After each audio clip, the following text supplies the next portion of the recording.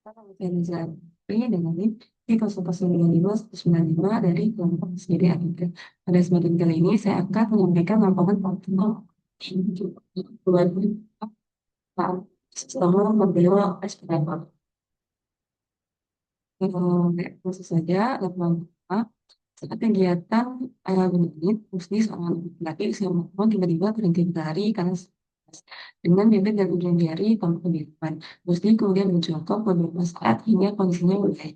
Ibunya menyampaikan bahwa sejak bayi anak sering mengalami kebingungan, terutama saat minum sepanjang dan pernah didiagnosis dengan tetralogi of Fallot. Pertanyaannya, A. Jelaskan situasi fetal atau fetal section. Nah, B. Jelaskan salah satu gangguan akibat gangguan penutupan fetal setelah lahir. Dan C. Jelaskan vaskularisasi arteri dan pena jantung. Yang pertama, A. Jelaskan sirkulasi fetal atau fetal. Nah, jadi sirkulasi fetal atau sirkulasi fetus itu merupakan sistem peredaran darah khusus yang berbeda dari sirkulasi setelah lahir. Nah, paru-paru janin itu belum berkembang uh, atau belum berfungsi bagian tempat gas. Oleh karena itu, oksigen diperoleh dari plasenta dan dialirkan ke tubuh janin melalui pena umbilical. Lalu, dengan itu masuk ke tubuh dan darah yang kaya oksigen ini sebagian kecil menuju hati melalui vena porta hepatica. Namun sebagian besar melewati jalur pintas berupa ductus venosus sehingga langsung masuk ke vena cava inferior dan kemudian menuju atrium kanan jantung. Nah, lalu di atrium kanan jantung aliran darah terbagi menjadi dua yang utama. Sebagian besar darah yang relatif kaya oksigen dialirkan melalui foramen ovale menuju atrium kiri. Nah, dari atrium kiri, eh, darah mengalir ke ventrikel kiri dan kemudian diumpat ke aorta untuk didistribusikan ke seluruh tubuh, terutama ke organ vital seperti otak dan jantung. Jalur ini merupakan jalur utama yang memastikan suplai oksigen optimal ke organ-organ penting. Nah, sementara itu, sebagian darah lainnya dari atrium kanan mengalir ke ventrikel kanan dan kemudian berpompa ke arteri pulmonalis. Namun, karena paru-paru janin belum berfungsi dan memiliki resistensi yang tinggi, bagian besar darah dari arteri pulmonalis eh, tidak masuk paru-paru, melainkan dialirkan melalui ductus arteriosus menuju uh, aorta descendens. Kemudian, darah tersebut tetap dapat berkontribusi dalam sirkulasi sistemik tanpa melalui paru. Nah, selanjutnya darah dari aorta descendens mengalir ke bagian bawah tubuh dan akhirnya kembali ke plasenta melalui arteri umbilicalis.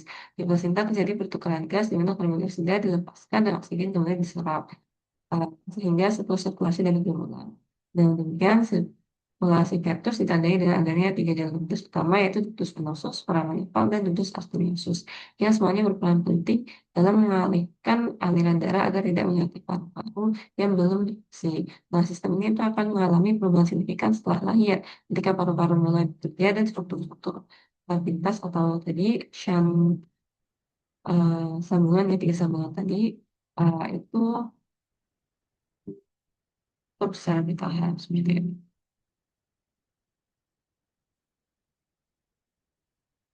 Yang sebelum lihat dan yang setelah lihat. Apa juga sih pasti. Ini untuk gambaran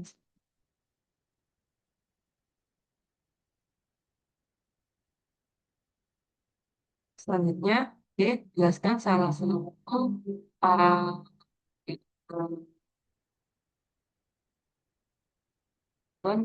gagalnya penutupan struktur fetal setelah lahir.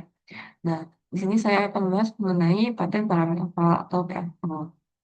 Nah, gagalnya perkembangan foramen oval menjadi fossa ovalis merupakan penyakit jantung bawaan ketika lumba yang terletak di antara atrium dexter dan atrium sinister jantung tidak menutup secara sempurna setelah lahir. Foramen oval adalah em, lubang yang dibentuk oleh janin ketika masih dalam kandungan. Ya, lubang itu akan bentuk secara alami setelah bayi lahir. Karena sudah tidak ditemukan sejarah bergejala, kondisi ini dapat menyebabkan migrain dan stroke ketika penderita dewasa. Nah, lalu untuk foramen oval sendiri, em, yaitu akibat tidak ditutupnya dari sep. sebelumnya itu bernama Septum Primus. Jadi gangguannya tuh ini ya, untuk yang atau pengembangan file. Nah, ini konten sendiri itu kan tadi berfungsi sebagai jalur lintas antara atrium kanan kiri untuk menghindari paru-paru. Setelah lahir, kita harus dibentuk secara fungsional dan juga akal. Nah, kalau saya tidak menurut kamu tidak sempurna itu sebaiknya ya kan kamu. Nah, tapi selain itu juga ada appendix ambulans juga atau PDA. Nah, yang disebabkan oleh gagalnya perkembangan lupus anter terus menjadi ligamentum arterius. Gitu. Nah, selanjutnya tadi A, B, lalu C, jelaskan vaskularisasi arteri dan vena jantung. Nah, untuk dari vena jantung sendiri itu pastinya mendapat suplai oksigen dari arteri koroner ya, seperti itu. Jadi arteri koroner ini berasal dari aorta, kemudian dari dua arteri utama yaitu arteri koronaria dextra dan sinistra, kemudian dari arteri koronaria dextra umumnya itu mensuplai atrium kanan, ventrikel kanan serta nodus sinoatrial. Sementara arteri koronaria sinistra bersama menjadi left arteri anterior descending atau ATD yang mensuplai sebagai anterior ventrikel kiri dan septum, serta arteri subkompleks yang mensuplai bagian lateral ventrikel kiri. Lalu juga darah dari vena jantung itu dikumpulkan oleh sistem vena jantung yang mengarah ke sinus pulmonarius. Kemudian dialirkan ke atrium kanan. Nah, sistem ini itu penting karena gangguan pada aliran darah koroner dapat menyebabkan iskemia hingga infark miokarditis.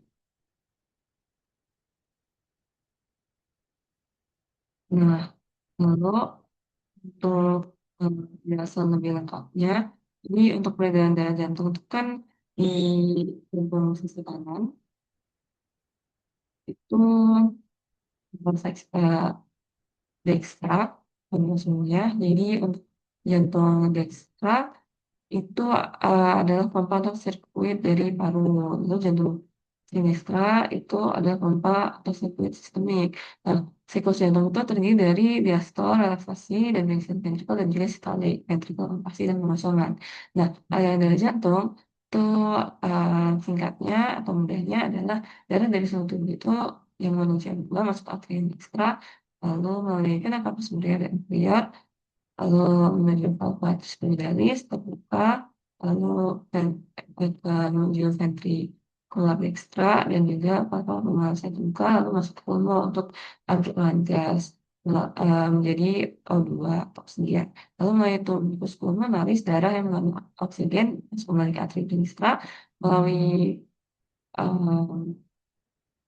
vena dari pulmonalis sinistra, lalu menuju ke valva mitralis, lalu ventricle sinistra, lalu valva aorta terbuka mengalirkan darah ke seluruh tubuh melalui aorta.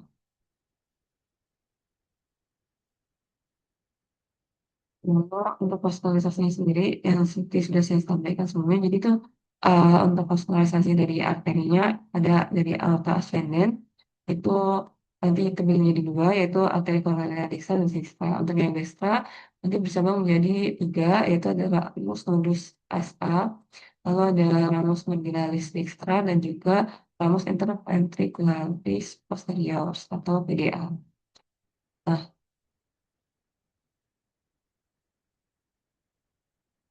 lalu untuk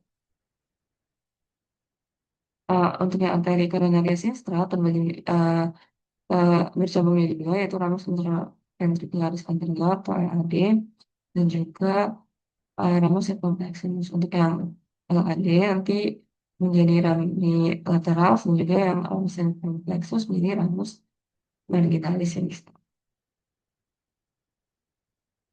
Lalu untuk yang uh,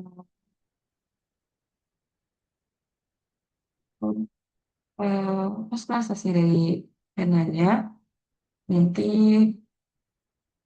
dia mayoritas tuh pasangan kanan saya pada kor berwarna pada tadinya sudah saya diberikan sinus pada 12 hujan.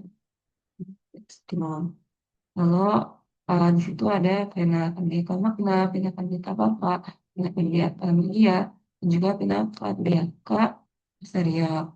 Lalu ada juga pena obliqua sista dan juga pena posterior ventriculis sista. Sedangkan pada uh, pena cordis minime bermuara langsung, lalu sedangkan pada pena cordis minime dia itu bermuara langsung ke atrium dextrum melalui foramina penarum.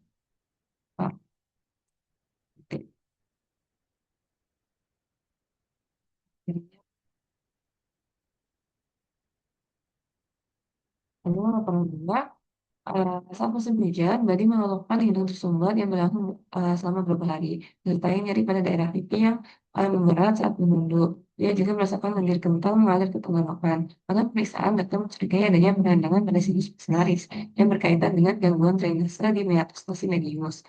Nah, pertanyaannya, A. Jelaskan sinus-sinus permasalahan yang terdapat pada hidung beserta fungsinya. Lalu B. Jelaskan pembagian meatus nasi dan lubang suara atau drainase dari masing-masing sinus. Lalu juga C, jelaskan mengapa sinus maxillaris lebih sering mengalami sinusitis dibandingkan sinus lainnya. Yang pertama, jelaskan sinus pada masa yang terdapat pada hidung serta fungsinya.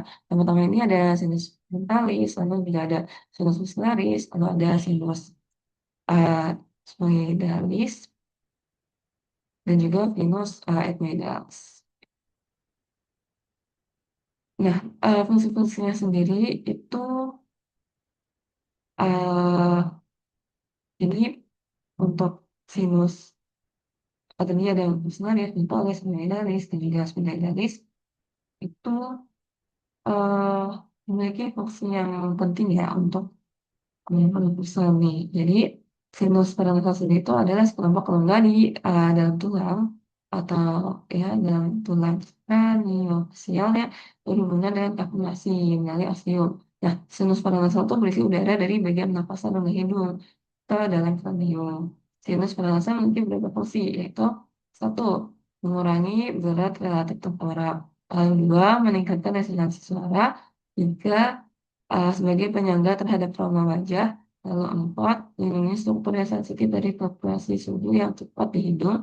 Lalu lima, melembabkan serta menghangatkan udara inspirasi. Dan juga enam, berperan dalam pertahanan tubuh. Ini untuk dari sinus mental, mental, dan juga yang kedua B, sebutkan bagian atas nasi dan lubang muara drainase atau drainase masing-masing sinus. Nah, yang pertama di sini ada dari muara epimedalis, sinus epimedalis yang media. Jadi, contohnya di sini, lalu di sini ada muara dari uh, sinus epimedalis yang posterior. Dan juga ada muara dari sinus epimedalis. Dan juga tadi Atmaida ini sebagai sebagai mentalis ke Speno Atmaidal Reflex.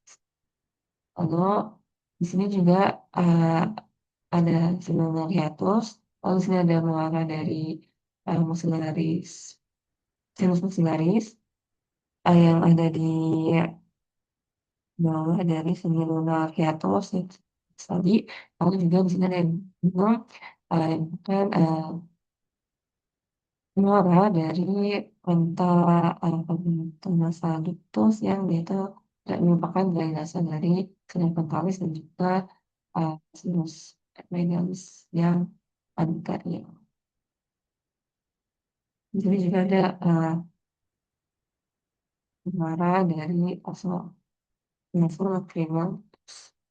Nah, jadi di situ kan di lubang hidung ini memiliki tiga bias, sama ada superior, medius, dan inferior. Nah, setiap bias itu menjadi muara dari sinus tentu. Salah superior itu menerima drainase dari sinus epidemialis di posterior dan sphenoid. Lalu ada spinatus medius uh, yang merupakan tempat drainase sinus frontalis, maxillaris, dan epidalis anterior. Sementara itu, meatus inferior merupakan menerima aliran dari ductus nasal.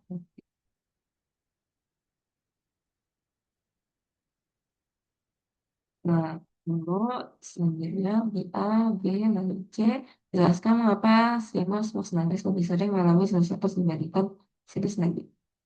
Jadi sinusitis itu merupakan perbedaan pada sinus. Nah, sinus maksimalis sendiri adalah sinus pernapasan yang paling sering terinfeksi nih, karena teranatomi, fisiologi, dan daya yang secara bersama-sama mendukung atensi dari sekresi dan pertumbuhan eh, bakteri sekunder. Nah, yang pertama itu ada drainasenya itu tidak optimal, jadi faktor gravitasi ya. Karena berbeda dengan sinus lain, ostium atau lubang keluar dari sinus maksimalis itu letaknya itu di atas medial gitu. Eh, Bagian apa sih ya, ada sini juga medialnya gitu. Nah, jadinya lendir atau sekret yang diproduksi itu harus bergerak melawan gravitasi untuk keluar, terutama saat posisi tegak yang menyebabkan penumpukan cairan. Dan lalu juga ada alasan ini karena uh, akar gigi itu juga sangat dekat sama sinus, jadi dasar sinus maxillaris itu berbatasan langsung sama akar gigi geraham atas. Jadi infeksi pada gigi itu jika karies, abses atau prosedur pencernaan gigi itu dapat dengan mudah itu menyebar ke dalam sinus. Jadi kayak infeksinya tuh bisa menyebar dengan cepat ke sinus atau sinus maxillaris ya. Nah, dikenal sebagai sinusitis yang lalu tuh dikenal sebagai sinusitis maxillaris dan jadi seperti itu.